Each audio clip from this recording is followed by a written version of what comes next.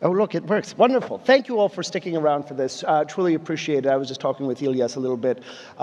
Very exciting discussion that I hope that we'll be having here about what, the most important technological revolution that we're all living in right now, but also the most important technological revolution that we're about to go through and how they correspond and connect to one another.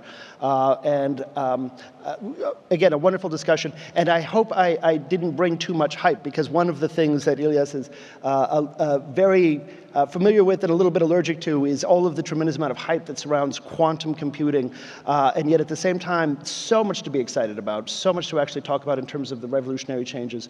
So let's start with that, IIyas, a little bit. There are a lot of different metrics for what will be meaningful quantum computing and what it will enable in the next few years. First, to your mind, when you think of the most important change that will come about as a result of quantum computing, and then we can talk a little bit about timelines for that. The single most important change that you see it enabling when it finally does reach the point where we're talking about it as an everyday thing. Well, thank you, Patrick. Thank you for the organizers of this magnificent event, and my friend Ahmed, thank you for inviting me here today.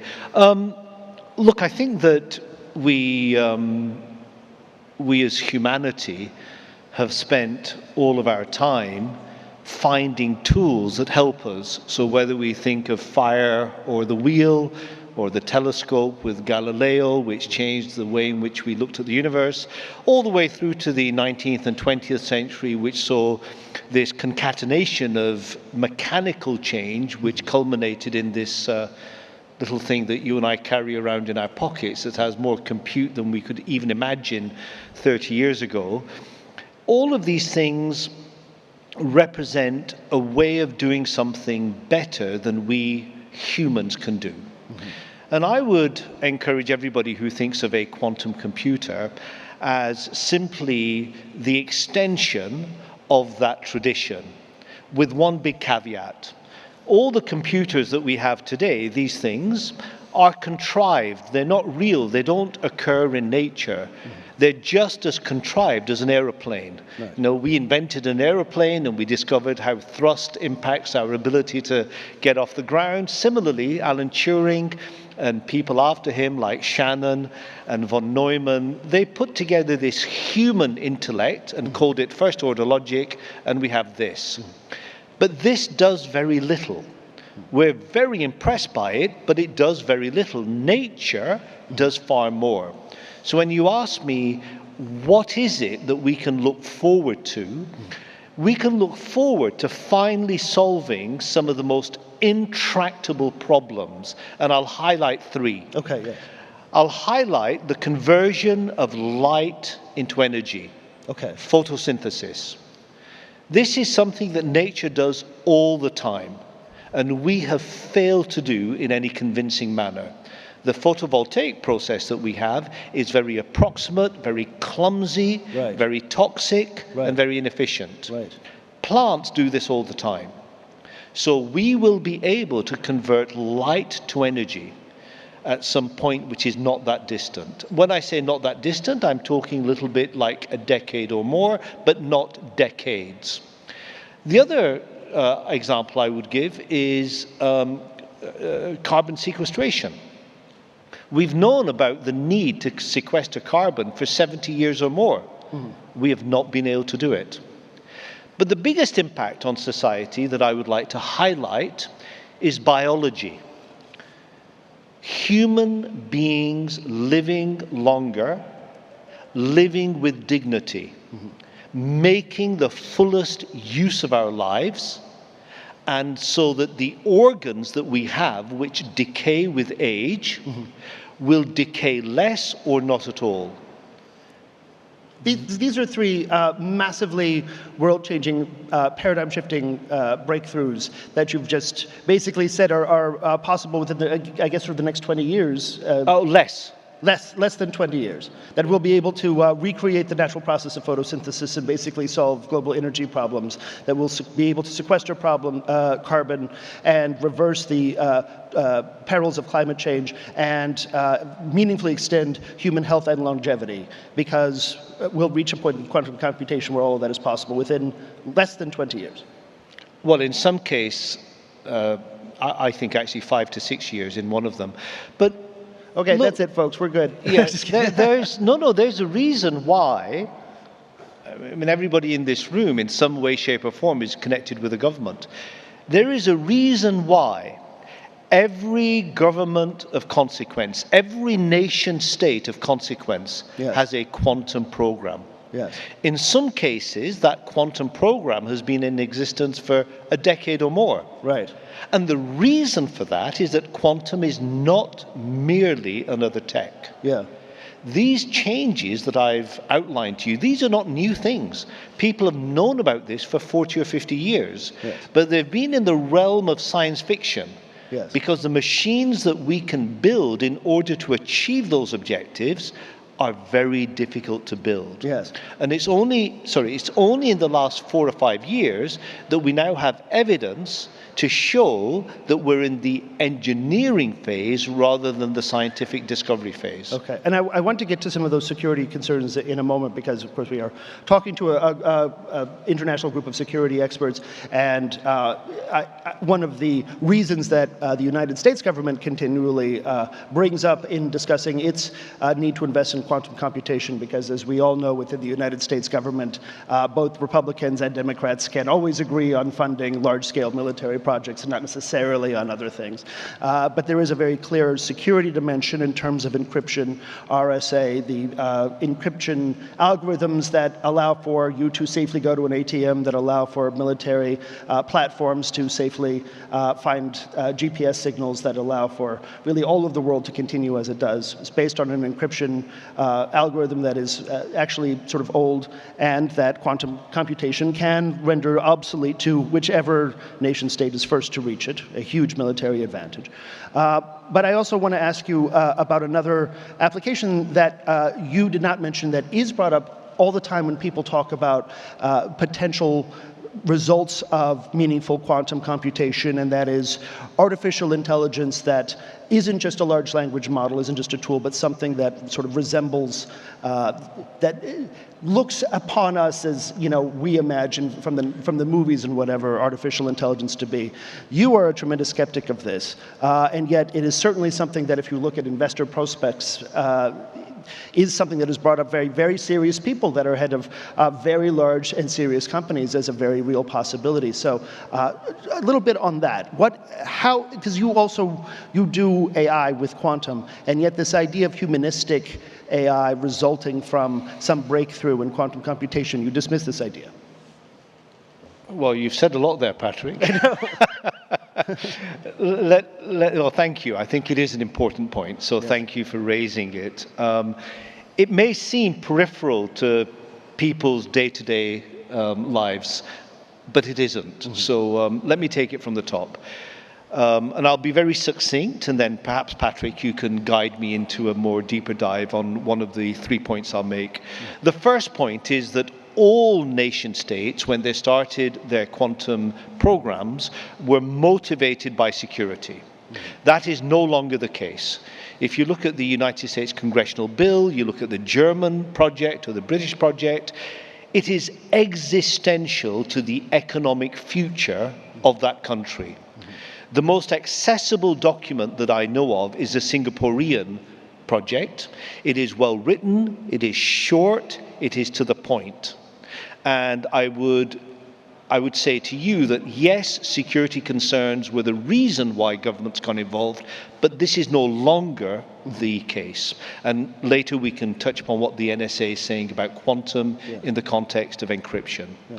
The second point I would make is that I am not at all a skeptic of AI. In fact, I think AI, not in its current form, but in its next-gen form, will be transformational and it will be transformational in the context of being powered by quantum computers working with GPUs and HPC clusters. Right. And then the third point I would make is that we are not years away from that. Later this year, 2025, the likelihood, the very strong likelihood, is that drug delivery using quantum computing working with high-performance compute will change the basis upon which the entire pharmaceutical industry is based. It takes years to find the right delivery catalyst. That is about to shift, and it'll be shifting later on this year. So this, and I'll come on AGI and the GPT moment, if you like, we can talk about, but it's highly likely now that quantum computers this year will have an impact on many aspects of what we do in our lives. And that spectrum, the widening of that aperture, is something that over the course of the next 3 to, I'm just going to say 10 years, it might be 8, it might be 12, will encompass things like the conversion of light into energy, perhaps at the end of that spectrum.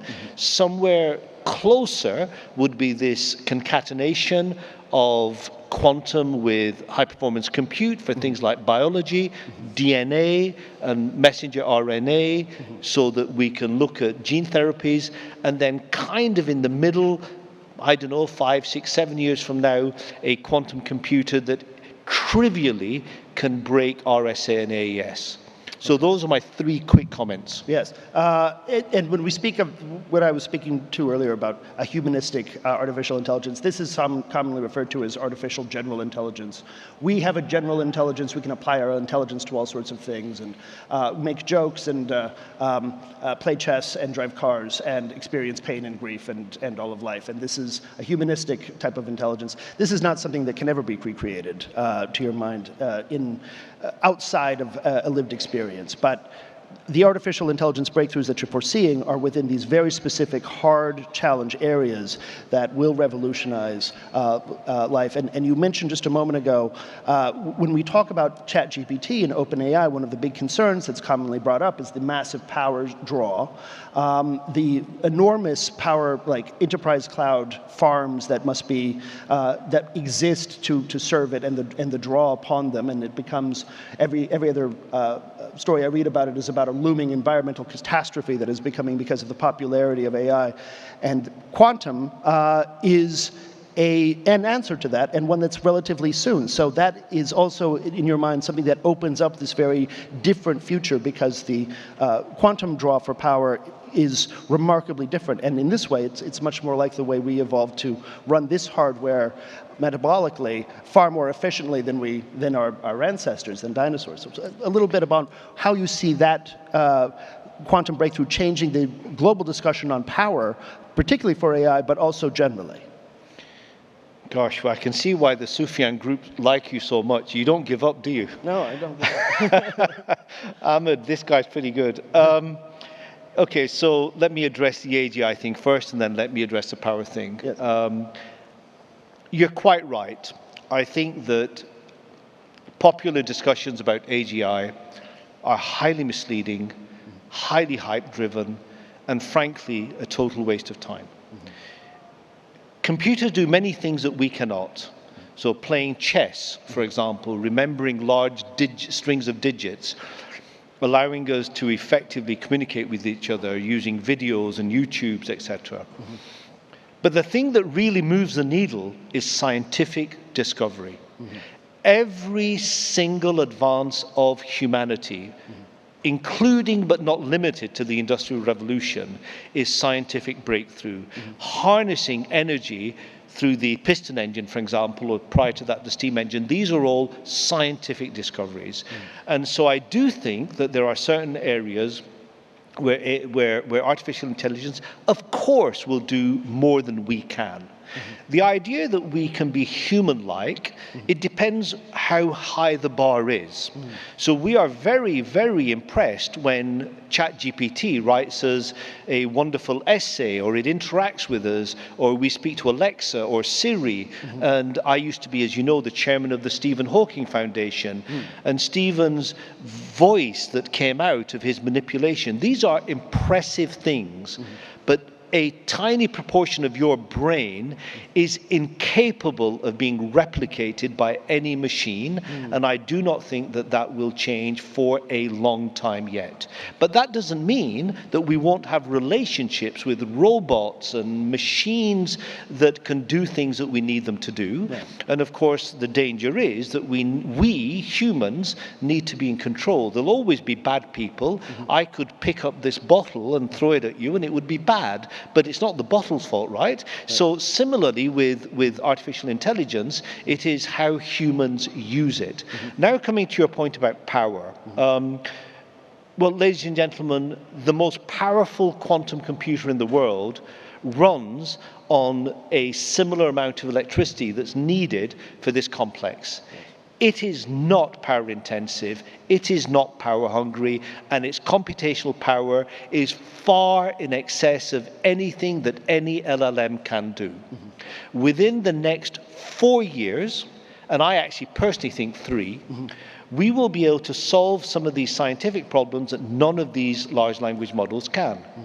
Now, that doesn't mean they're of no use. They are of use, and they will work together. So AI will emerge from a combination of quantum QPU and classical CPU, GPU, etc. So I think, yes, there's a big future, but I'm not really, I read something that Eric Schmidt said last night, that 99% of the world's energy will be required for data centers. No way. Well, perhaps he's vending data centers and he would like to increase his position there, but that's just sort of speculation. So let's get to the security aspects of this, because I think that for this crowd, it's sort of a concern. And as a national security journalist, there's always that little trick you can pull where all you have to do is talk about an emerging technology within the context of competition, particularly between the United States and China, or between democratically aligned nations and autocracies. But in the case of quantum computing, the competition is very real, and I did a little bit of research, and then on top of that I asked ChatGPT about where the competition is shaping up right now, and the United States, and the answer actually referred me back to several of my own articles, which was very flattering, but the United States is ahead on several areas of deep research, and we have a much better and broader quantum computing emerging industry with real players. But in terms of deep state research and in terms of, I guess, academic publications, it's a bit of a different, China seems to have a certain lead there. And there's some questions about some of the academic publications that have come out from China, particularly in terms of Shor's algorithm and code breaking. How do you see this competition right now? And is that the way to think about it? Do you mean security or generally in compute? To achieve a quantum breakthrough that has the security ramifications that we just described, breaking of encryption algorithms that has direct military applications, in addition to all of these other applications will create things. I see. When we look at the state of competition right now between the United States and China, or if you'd like, between democratically aligned nations and autocracies, how do you see that competition right now, and what must be done to prevail? So I don't think there's a leader at all. Okay. One thing to mention is Silicon Valley is conspicuous by its absence in this particular technology. I think that the building of a machine and using it in order to achieve the maximal computational output, and let's say that is the ability to crack RSA 2048. Let's use that as an example, a summit to climb. Yes. I think that will happen, and I think that will happen certainly less than 10 years, my own view is 5, 6, or 7 years, and I think the likelihood is that it is a device that has something called all-to-all connectivity. It doesn't matter whether we understand that or not, and in those areas, the United States is definitely ahead. My company has a 3 to 4 year lead in that area. That's for 2048, RSA 2048. Yes. And ladies and gentlemen, that is critical for the security infrastructure. Yes. And the NSA, so I look at it in 3 ways, Patrick.